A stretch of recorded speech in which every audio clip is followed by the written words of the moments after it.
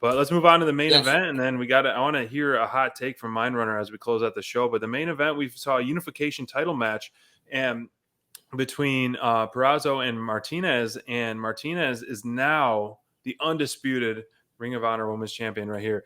And so what do you make of this? As you know, I know when she debuted in AEW, I like that take with the DMD and the feuding with Thunder and Thunder, joining Thunder and all that. And now she's getting this push in Ring of Honor. What do you make of this match as, first off, as the main event and Mercedes winning to be the undisputed champ? This is actually going to lead into my hot take, because my hot take is about the AEW women's division. Okay, perfect. But I will We love start talking off about that by saying this match had to happen, and it had to be the main event, because you have to legitimize the Ring of Honor Championship. You have to make that you have to put that up there.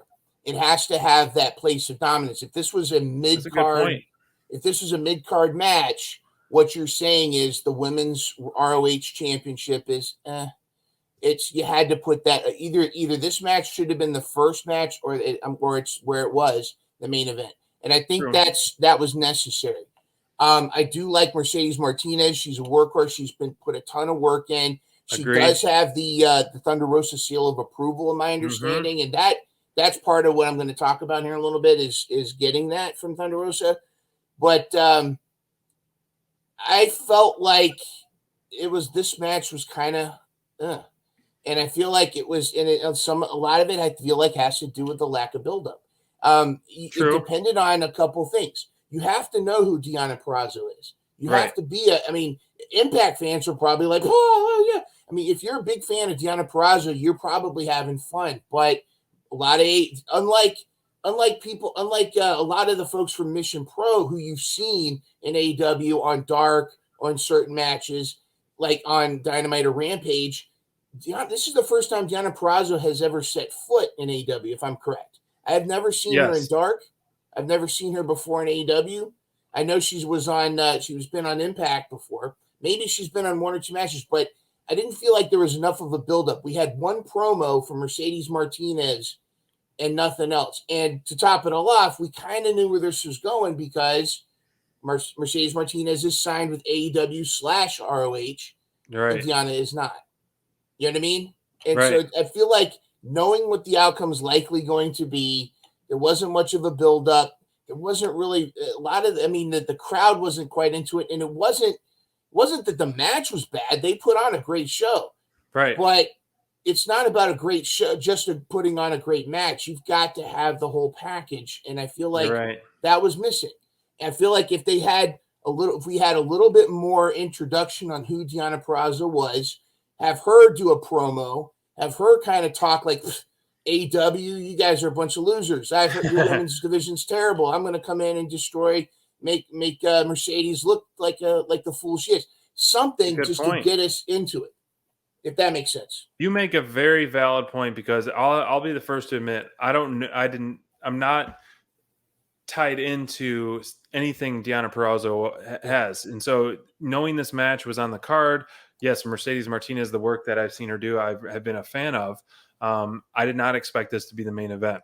And so after so many great segments throughout the show, I'm happy they gave it a chance, especially for what was at stake, especially for what, Tony Khan owning Ring of Honor and what was at stake to unify a women's champion. That's a big deal.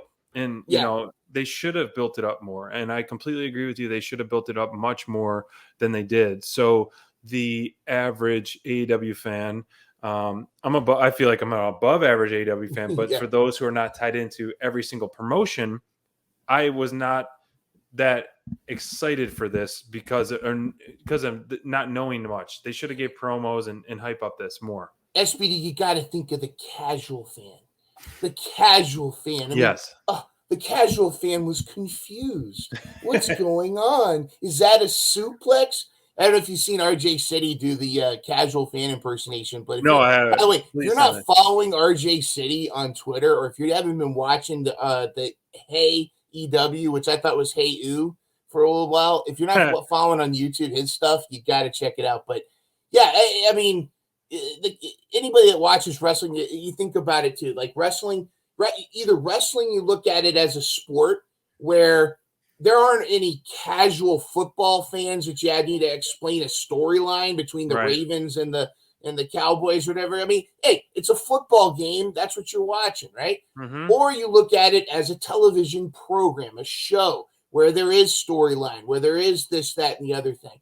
And so nobody binge watches a show as a casual fan. You don't just say, hey, I'm going to give Breaking Bad a try. Yeah, I'm going to go ahead and try, I'm going to go try Ozark.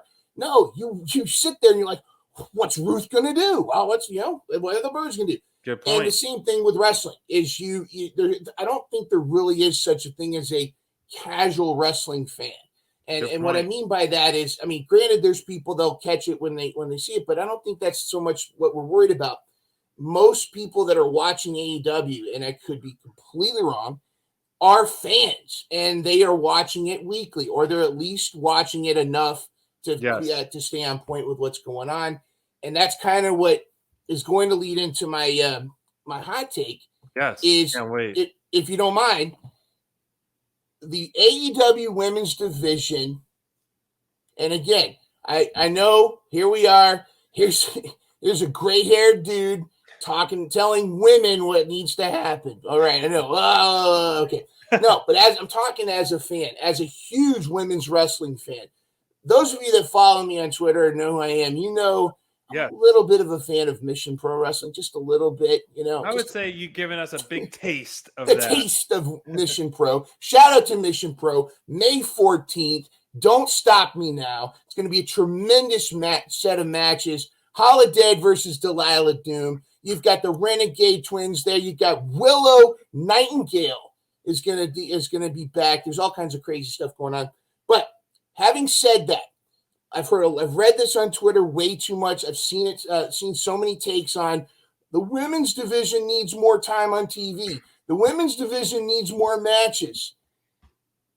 I don't think that's the problem. I think that's the symptom. And here's why. As to borrow Simon Miller, here's why. The problem is quality over quantity. And you got to ask yourself this question first. Who are the current women's champions? Jade Cargill and Thunder Rosa. Yes. Why is Thunder Rosa the women's champion? Is it because she does the most flippy-do flexible stuff in the ring? No. Is it because she's the strongest, most powerful wrestler? No. She's in there because she's Thunder Rosa. She works her tails off. She's in the indies.